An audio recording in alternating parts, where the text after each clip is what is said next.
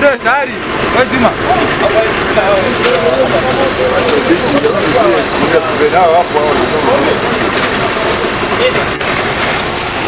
Oh, gloves zimeacha wapi nyie?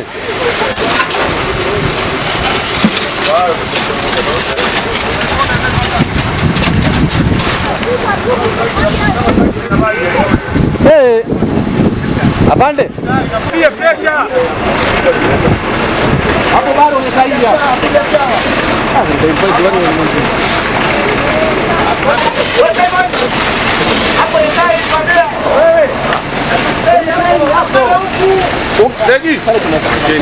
Tulipokea wito wa moto kwamba kuna lori linaungua moto maeneo ya Adventure.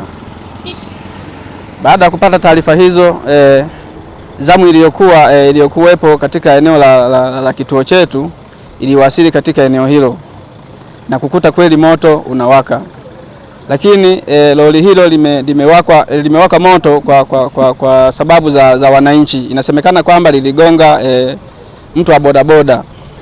Lori hilo liliungua moto na wananchi walikuwa ni wengi, kwa hiyo ikatokea taharuki. Katika taharuki hiyo imesababishwa na bodaboda pia baada ya kugongwa mwenzao. Baada ya kupata taarifa hizo, lakini pia polisi walisogea katika eneo hilo.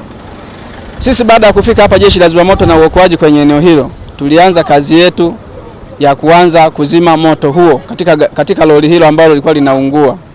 Lakini wananchi walikuwa ni wengi sana kiasi kwamba ilituletea changamoto katika uzimaji wa moto kwenye lori hilo. Baada ya kuanza kuzima moto huo, wananchi wengi walioko katika eneo hilo walianza kutushambulia kwa mawe.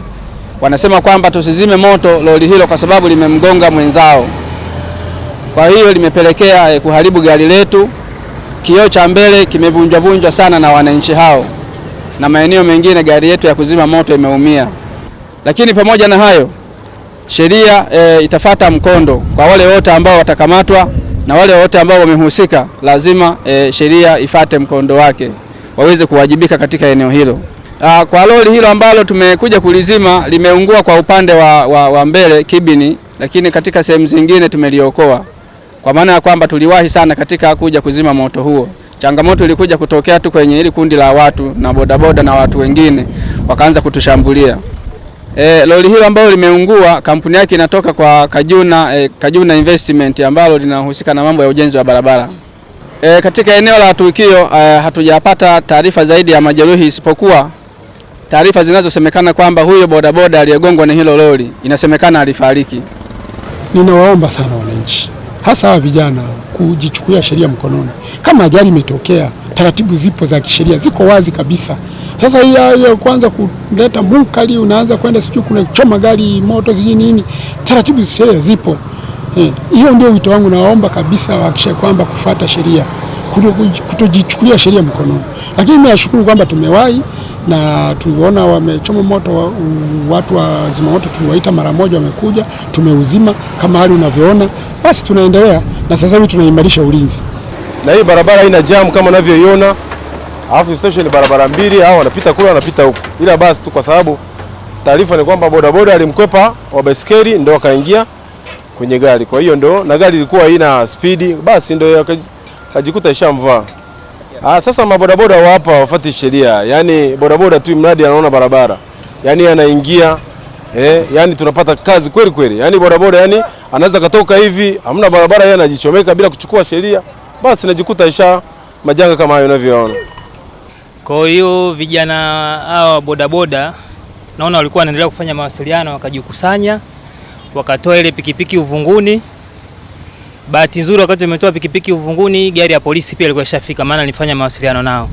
Kwa hiyo polisi walipofika, lakini nguvu kidogo ilikuwa ndogo, maana vijana walikuwa wanazidi kujikusanya. Kwa hiyo tukajaribu kuwazuia, lakini nguvu haikutosha. Huko polisi wengine nao wanakuja, vijana walikuwa shajaa, wako na mawe na kila kitu, ndio ikatokea kama ilivyotokea. Nilikuta tu pikipiki kwa uvunguni, lakini bodaboda walikuwa upande wa nyuma, kwa naona watu wengine walikuwa wanahangaika naye, lakini gari na pikipiki vilikuwa viko pamoja hapo, pikipiki kwa uvunguni. Fundisho kubwa, wananchi tusijichukulie sheria mikononi, kwa sababu kweli ajali imeshatokea. Ni kuachia mamlaka zinazohusika kutekeleza majukumu yake, lakini sio jukumu la kuanza kuchoma chombo cha watu, sababu hata chombo sidhani kama kinakosa, maana kijiendeshi chenyewe.